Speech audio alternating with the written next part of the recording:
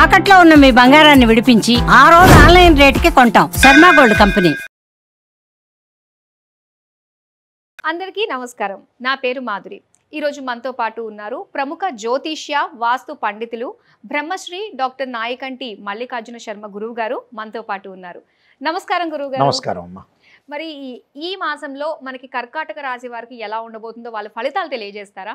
తప్పకుండా అమ్మా. ఓం శ్రీ గురుభ్యో నమః. కర్కాటక రాశి వాళ్ళ యొక్క ఫలితాలు ఫిబ్రవరి నెలలో చెప్పుకునే ముందుగా గ్రహస్థితిని ఒకసారి మనం పరిశీలన చేద్దాం. వృషభంలో గురువు, మిథున కర్కాటక రాశుల్లో కుజుడు, కన్యలో కేతువు, రవి బుధులు మకర కుంభరాశిలో సంచారం చేయటం, శని కుంభరాశిలో సంచారం చేయటం, రాహు శుక్రులు మీనరాశిలో సంచారం చేస్తూ ఉంటాడు. ఇవి ఈ ఫిబ్రవరి మాసంలో గ్రహాల యొక్క పొజిషన్. మరి ఈ కర్కాటక రాశి వాళ్ళకి ఏ విధంగా ఉండబోతుంది అని చూస్తే, కర్కాటక రాశి వాళ్ళకి లాభస్థానంలో గురువు యొక్క సంచారం వల్ల ఆర్థిక స్థితిగతి మెరుగుపడుతుంది.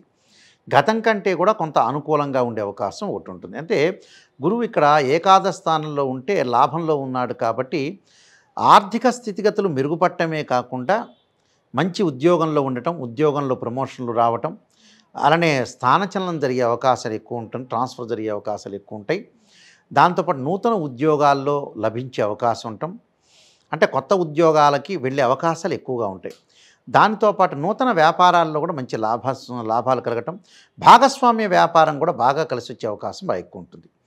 అంటే వ్యాపార రీత్యా వృత్తి, ఉద్యోగ, వ్యాపార రంగాల్లో వీళ్ళకి అనుకూలమైన ఫలితాలు జరిగే అవకాశం ఖచ్చితంగా ఉంటుంది. దేని ప్రభావం వల్ల? గురువు యొక్క ప్రభావం వల్ల కర్కాటక రాశి వాళ్ళకి అనుకూలంగా ఉంటుంది.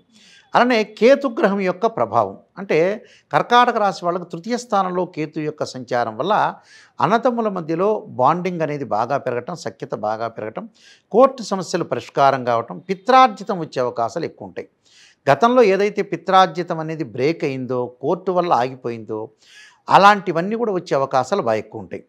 అంటే ధనం అనేది ఆకస్మికంగా ధనలాభం కలగటం ఒకటి, అలానే ఆకస్మికంగా ధనలాభంతో పాటు వీళ్ళు గతంలో ఎవరికైతే అప్పిచ్చారో వాళ్ళు మొండి బాకీలు అంటారు, వాళ్ళు ఇవ్వరు అనుకుని వదిలేసుకున్న డబ్బు కూడా వీళ్ళ ముందుకు వచ్చే అవకాశాలు ఎక్కువ ఉంటాయి. అంటే వీళ్ళ కాళ్ళ దగ్గరికి వచ్చే అవకాశం ఒకటి ఉంటుంది.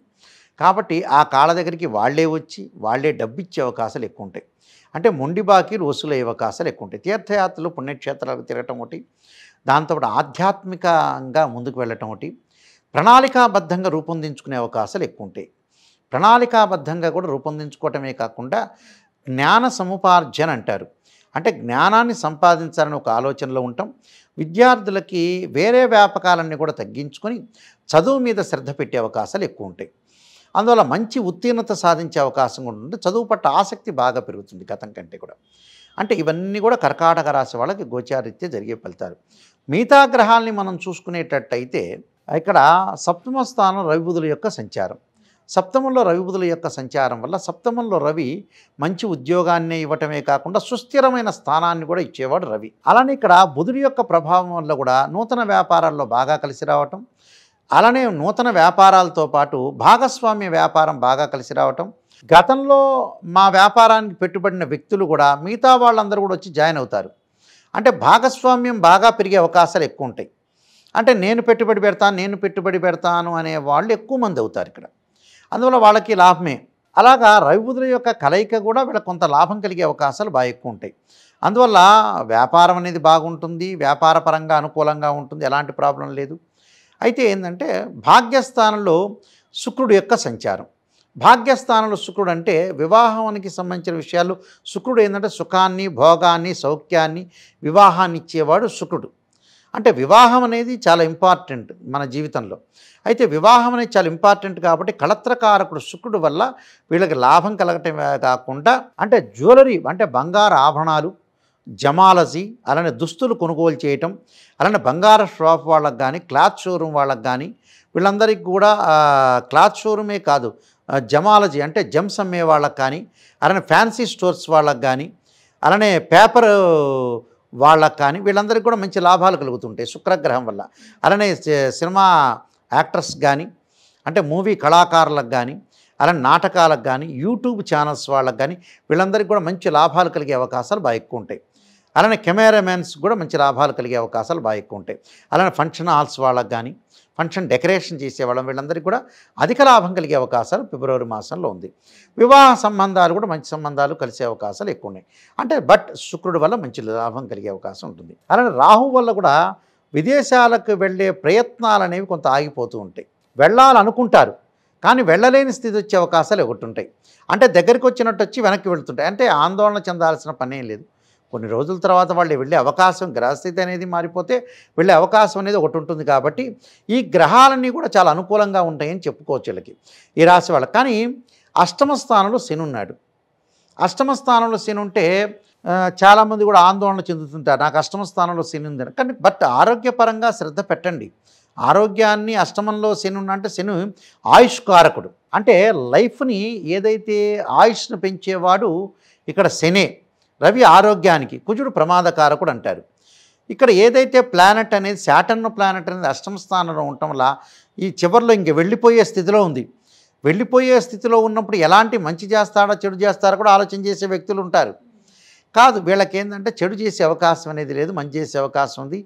ఏమీ ఆందోళన చెందాల్సిన పని లేదు. ప్రశాంతంగా కూల్గా ఉండటం మంచిది.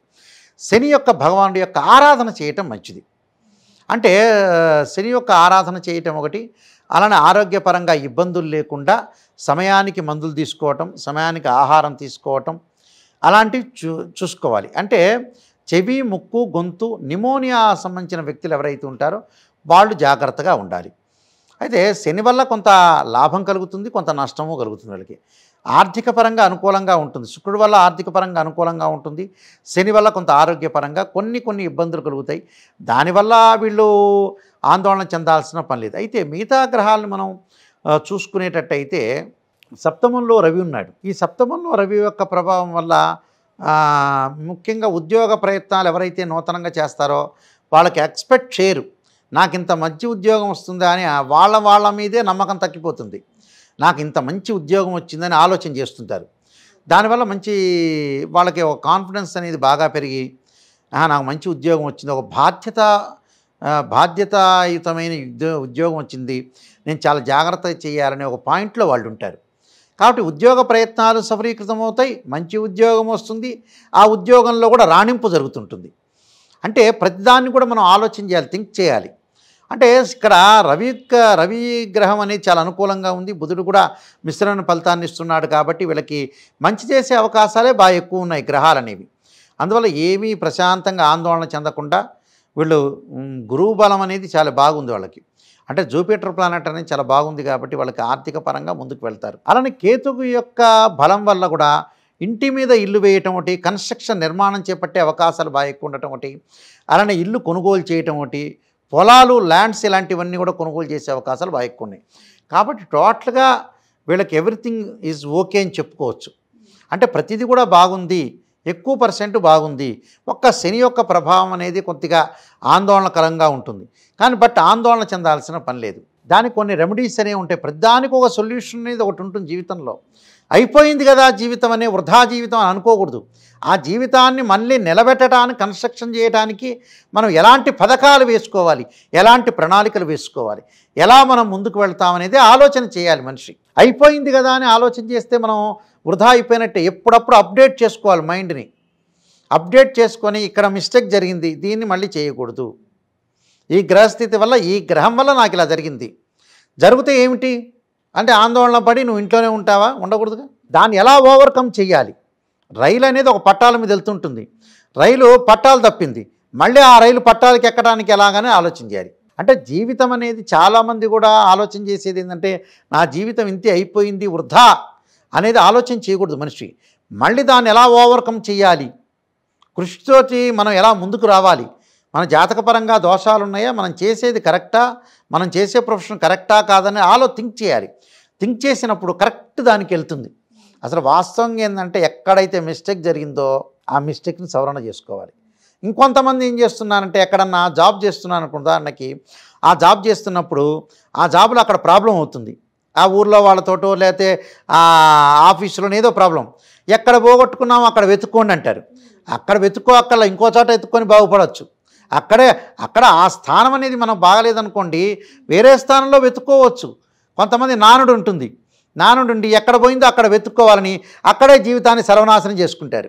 అక్కడేం చేసుకోక్కర్లా, వేరే చోట బాగుంటే ఇప్పుడు హైదరాబాద్లో జాబ్ చేస్తున్నారు బాగుంది కదా అని అమెరికాకి వెళ్తారు, గుంటూరులో జాబ్ చేస్తారు గుంటూరు వాళ్ళు అమెరికాకి వెళ్తారు. ఏ ఊరి వాళ్ళైనా కూడా ఏ ప్రాంతానికైనా వెళ్ళొచ్చు. ఎక్కడ బాగుంటే మనం అక్కడికి వెళ్ళి ముందుకు వెళితే చాలు. దీనికి పరిహారాలు కొన్ని చేసుకొని ముందుకెళ్తే లైఫ్ అనేది వీళ్ళకి సెటిల్ అవుతుంది. విద్యార్థులకు అనుకూలంగా ఉంది, ఉద్యోగస్తులకు అనుకూలంగా ఉంది, వ్యాపారవేత్తలకు కూడా చాలా అనుకూలంగా ఉంది. ఏమీ ఆందోళన చెందాల్సిన, ప్రశాంతంగా ఉండండి. కొన్ని రెమెడీస్ చేసుకొని ముందుకెళ్ళిపోండి. ఆ రెమెడీస్ ఏంటో తెలియజేస్తారా? తప్పకుండా వాళ్ళు అనుసరించాల్సిన విధానంలో ఈ రాశి వాళ్ళు అంగారకుడి యొక్క ఆరాధన చేయాలి. ఇంట్లో వీలైతే భూసూక్త పారాయణం చేయించటం కానీ, అంగారక హోమం చేయటం కానీ, ఓం అంగారకాయ నమః అనే మంత్రాన్ని చదవటం ఒకటి. అలానే శని యొక్క దోషం పోవటానికి తప్పకుండా శనికి ఈ నెలలో 4 శనివారాల పాటు నల్లని ద్రాక్షారసంతో శనికి అభిషేకం చేయాలి. నల్లని ద్రాక్షారసం, ఆ ద్రాక్షారసంతో శనికి అభిషేకం చేయటం వల్ల శని యొక్క దోషం పోతుంది. దానికి ఆందోళన చెందాల్సిన పనేమీ లేదు. దాంతోపాటు వీళ్ళు చేయాల్సింది ఏదైనా సరే శైవక్షేత్రాన్ని దర్శనం చేయటం. అంటే శ్రీశైలం కానీ, కాశీ కానీ, అలానే అమరావతి కానీ, ద్రాక్షారామం కానీ, పాలకొల్లు కానీ, ఏదైనా సరే ఉజ్జయిని కానీ శైవక్షేత్రం అవన్నీ వెళ్ళకపోతే వాళ్ళ ఊర్లో ఉన్న శివాలయం ప్రదర్శన చేయడం మంచిది. రుద్రాభిషేకం చేసుకోవడం వల్ల చాలా మంచి జరిగే అవకాశం ఖచ్చితంగా ఉంటుందమ్మా. చాలా సంతోషం గురువుగారు. కర్కాటక రాశి వారికి సంబంధించిన ఫలితాలు తెలియజేసినందుకు ధన్యవాదాలు. నమస్కారం అండి. చూసారు కదండి, కర్కాటక రాశి వారికి ఎలా ఉండబోతుంది, అలాగే వాళ్ళు చేసుకోవాల్సిన పరిహారాలు ఏంటి, అలాగే వాళ్ళు దర్శించుకోవాల్సిన ఆలయాలు ఏంటి, ఇలాంటి మంచి విషయాలు తెలుసుకున్నాం కదా. నెక్స్ట్ ఎపిసోడ్లో మనం సింహ రాశి వారికి ఎలా ఉండబోతుందో తెలుసుకుందాం. అంతవరకు సెలవు, నమస్తే.